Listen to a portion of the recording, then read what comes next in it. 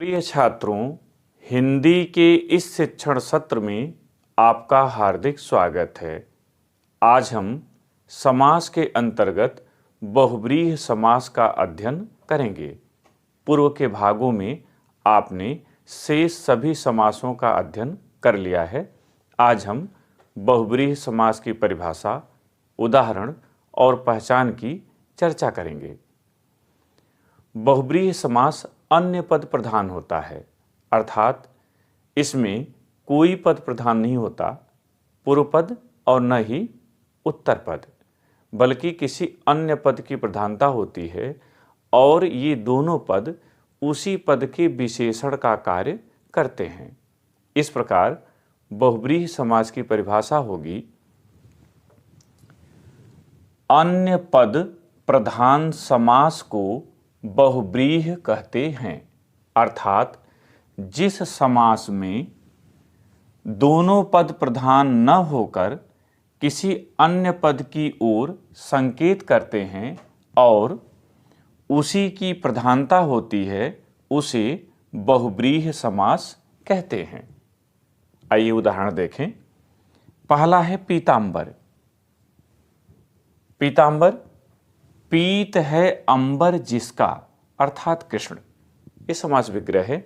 ध्यान रखेंगे कि इसका विग्रह आप कई तरीके से कर सकते हैं। पीले हैं वस्त्र जिसके, या पीत है अंबर जिसका, या पीत है वस्त्र जिसका।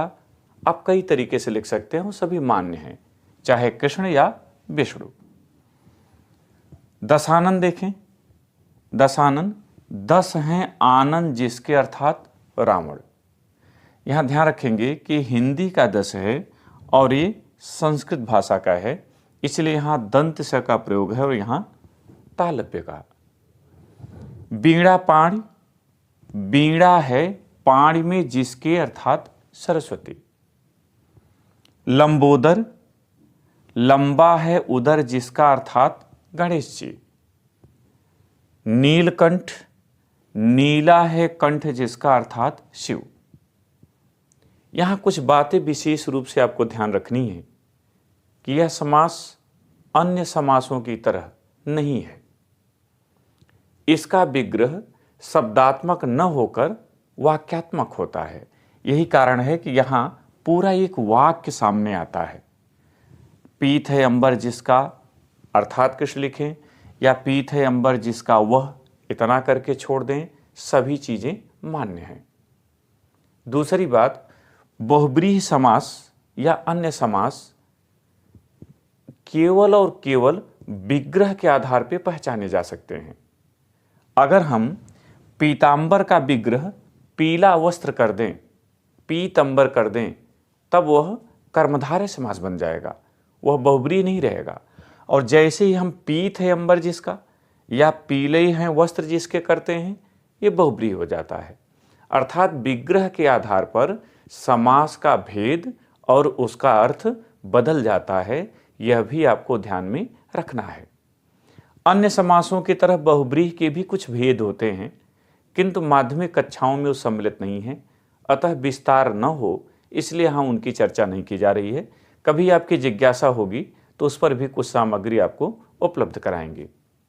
एक बात और ध्यान में रखें कि जितने भी समास आपने पढ़े हैं वो सभी आपको हिंदी के दृष्टिकोण से बताए गए हैं।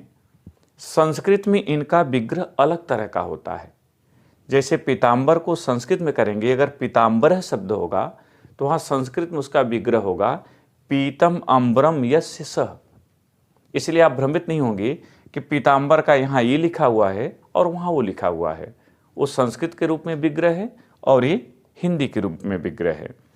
इसके अलावा आपसे हमने वादा किया था कि अव्ययी भाव से लेकर बहुब्रीहि समास तक के परीक्षोपयोगी समस्त पद और उनके विग्रह का एक वीडियो आप तक लेकर आएंगे।